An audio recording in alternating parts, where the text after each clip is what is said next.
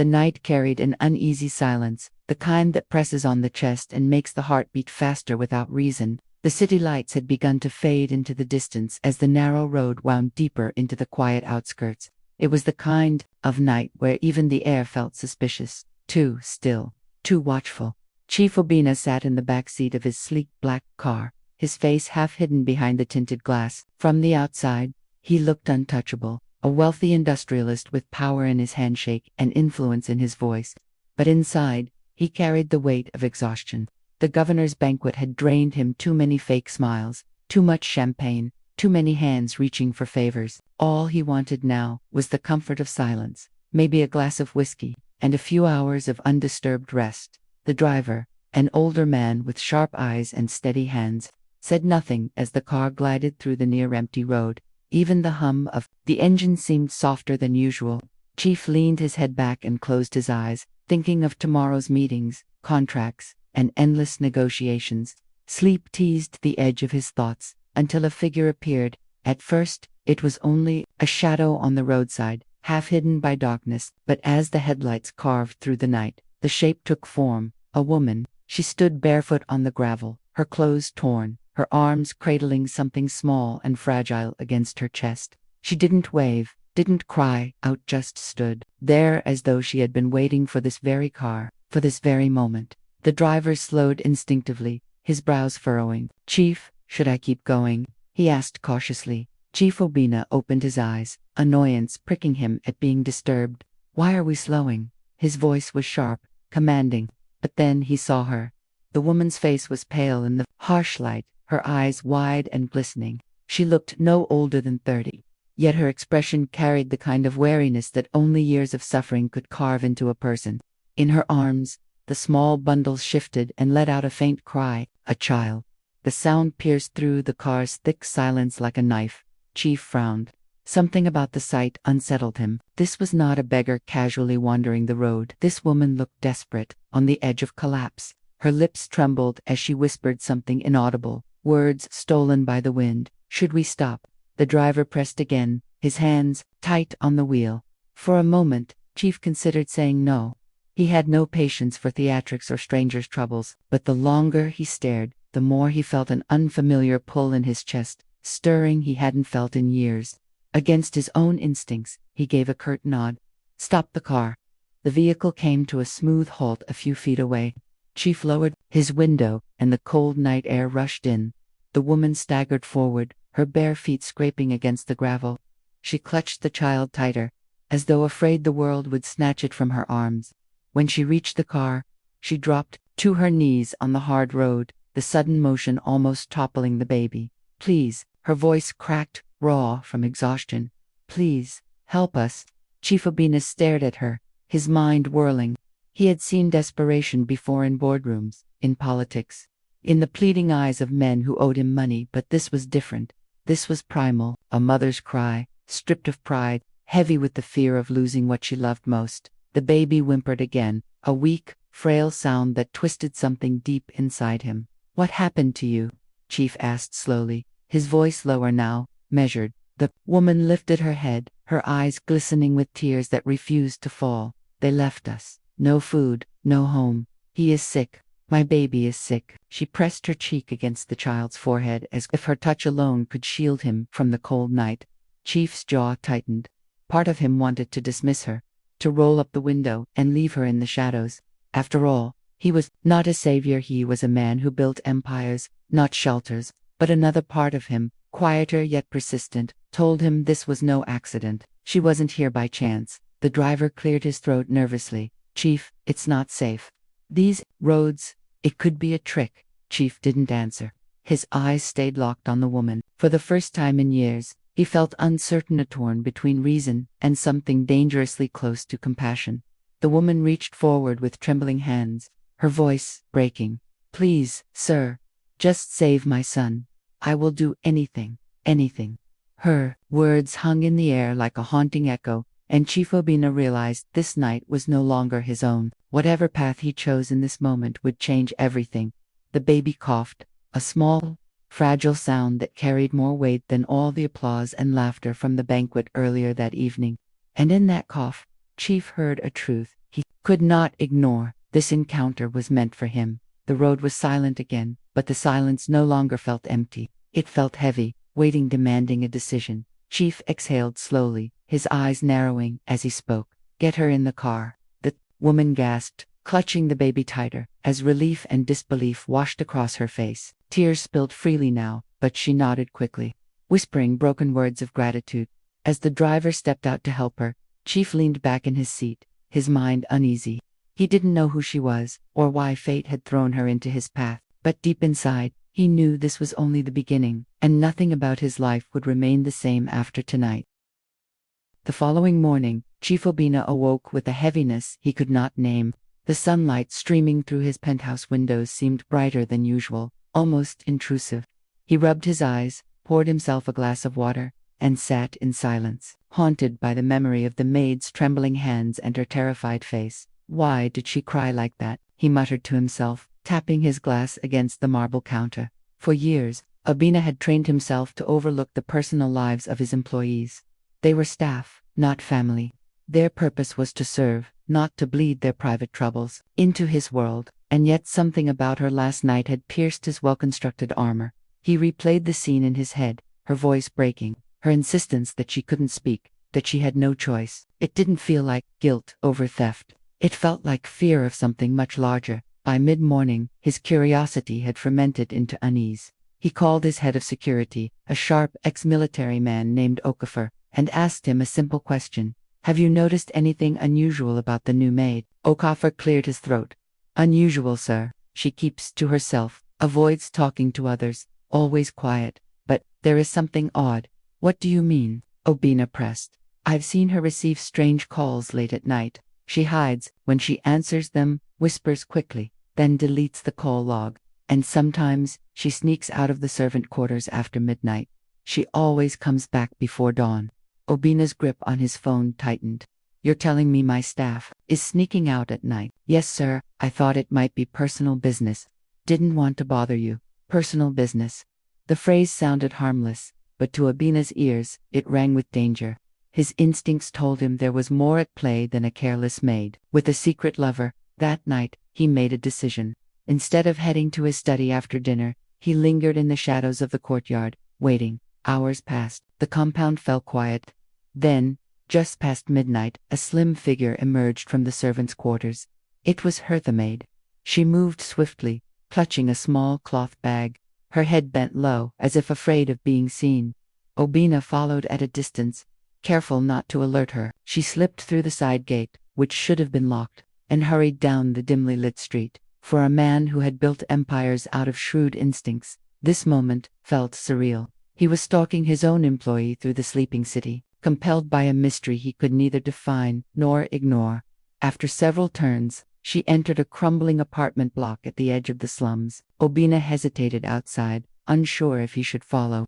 Then, through a broken window, he caught sight of her. She was kneeling beside a frail old woman lying on a thin mattress.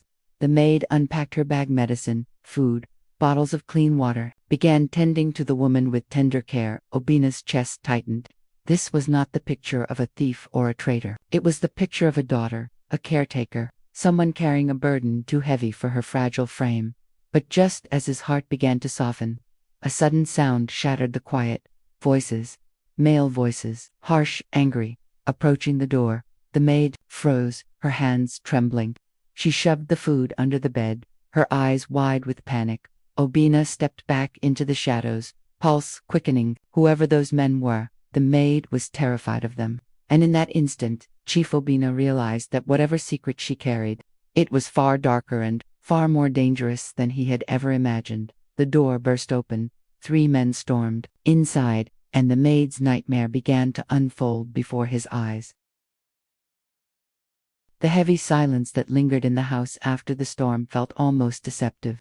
For a moment, it seemed as though peace had returned, but beneath the surface, tension brewed like smoke hidden under dying embers, waiting to flare again. Una tried to keep his spirit calm. He busied himself with simple tasks, sweeping the compound, tending the goats, fixing a broken chair in the corner of the parlor. Yet, his hands often shook when he worked, not from fear of labor, but from the weight of his sister's words that constantly haunted him. Meanwhile, strutted about with an air of conquest, as if she had triumphed in some invisible war. Every step she took echoed through the house with authority, reminding everyone, Nuna especially, that she was the ruler of their small world. She barked orders, criticized his every move, and ridiculed even the smallest mistake. "Is this how you sweep?"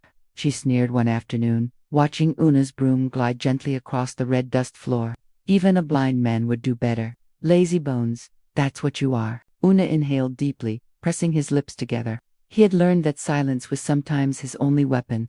Still, his silence only seemed to provoke her more. Neighbors began to notice. The walls of their compound could not hold in Doda's thunderous voice when she ranted. The whole street heard.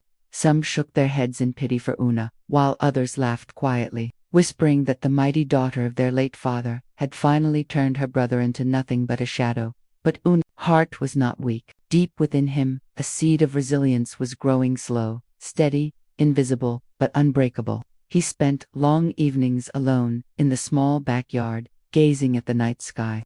There, beneath the scattered stars, he whispered prayers only heaven could hear. One evening, as he sat on a wooden stool staring into the fading horizon, a neighbor, Mama Ifeama, approached him. She was an older woman with kind eyes, known for speaking wisdom that often cuts straight to the soul. "My son," she said gently, placing a hand on his shoulder, "do not let the storms of your sister drown the calm inside you. Patience has its power, but patience is not the same as silence. One day, the river that looks still will show its strength." Una nodded, her words settling into his spirit like a steady drumbeat. For the first time in weeks, his shoulders relaxed, as though a small burden had been lifted. Meanwhile, Dada remained oblivious to the lessons life was trying to teach her. In her mind, dominance was her right, and her brother's quietness was a sign of weakness. She mocked him in front of visitors, belittled him in the marketplace, and carried herself as though no one could challenge her throne. But fate had begun to weave a different design. One Sunday afternoon, their cousin Chaik arrived from the city, tall, sharp-eyed, and bold in his speech. Chaik was not the type to bow under anyone's shadow. He noticed the dynamic in the household almost immediately. At dinner, when Dada raised her voice to criticize Una for serving the soup too slowly, Chaik's face hardened. He slammed his spoon against the table, and the sound startled even Dada enough. Chaik thundered, his voice slicing through the air like a cutlass. "Have you no shame, Dada? You treat your brother like a slave, yet you call yourself a sister? Do you not see how you crush his spirit every day?" The room went silent. Dada's mouth hung open, stunned that someone dared to challenge her so directly. Even Una froze, his heart racing at the sound of Chaik's defense. For the first time, Dada was stripped of her armor. Her power had been questioned, her control disrupted. Though her pride burned like fire, she could not find her usual sharp words. Instead, she stammered, eyes darting, cheeks flushed with anger she could not easily release. That night, Dada tossed in bed, restless. For the first time in years, she felt the sting of doubt.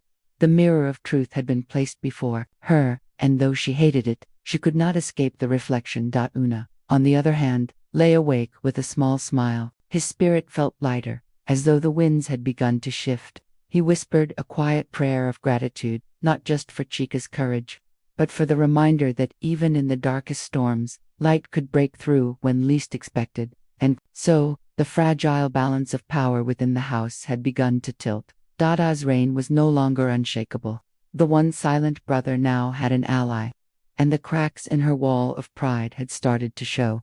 But what neither of them knew was that this was only the beginning. For the true test, the one that would shake their family to its very core, was yet to come. The next morning dawned with a strange stillness in the compound. The sky was pale, almost hesitant, as if even nature held its breath, waiting for what would unfold. Inside the family house, silence hung like a heavy blanket.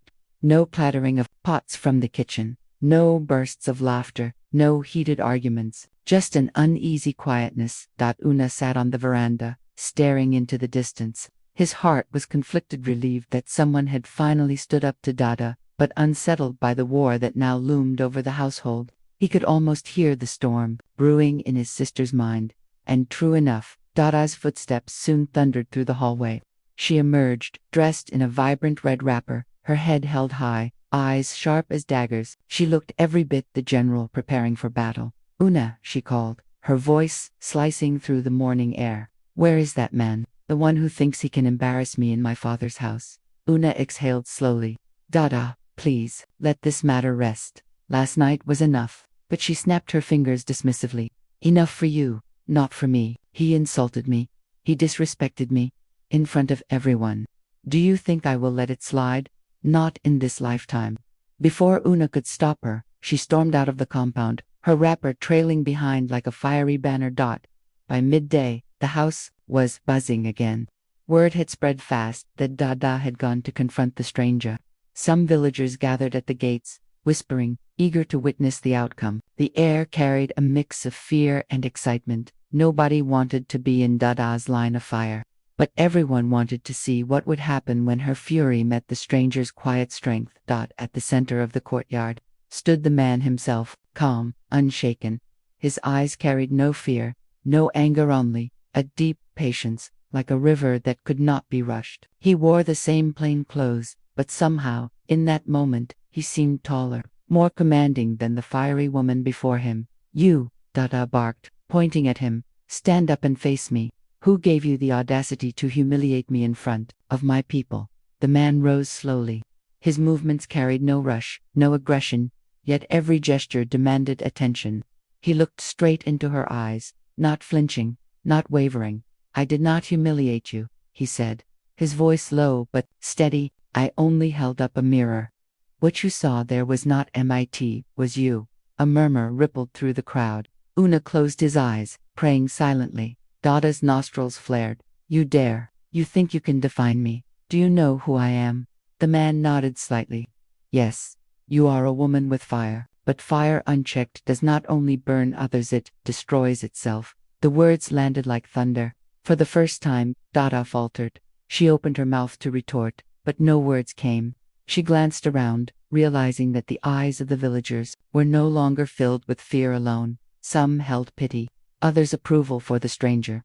Her pride wavered. "Leave this place," she finally shouted, her voice breaking slightly. "You are not welcome here." The man studied her for a long moment. Then, with the same calm dignity, he replied, "I will leave. But remember, respect is not demanded by fear, it is earned by humility." With that, he turned and walked away, his footsteps echoing like a slow drumbeat.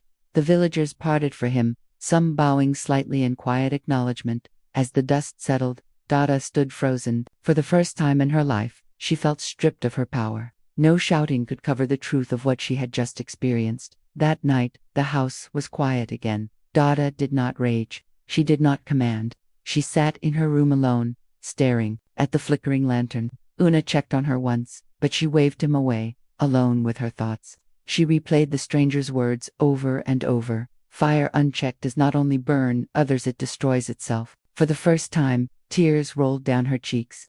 Not tears of anger, but of something deeper, something she had not allowed herself to feel in years. Regret, vulnerability, a longing to change. Days passed, and though Dada's outward pride remained, something inside her had shifted. She spoke softer, listened a little more, even laughed without malice once or twice. The villagers noticed. Una noticed most of all. One evening, as the sun set in golden hues, Una sat with his sister on the veranda. For the first time, there was no tension in the air, only a quiet understanding. He said gently, "you don't have to carry the world on your shoulders. Power is not in how much you control, but in how much you can love." She looked at him, eyes softer than he had ever seen. After a long silence, she whispered, "Perhaps I am learning that now." And in that moment Una smiled, because though the fire in his sister still burned, he knew it no longer raged blindly. It was becoming something else, something warmer, something that could light the way instead of consuming it.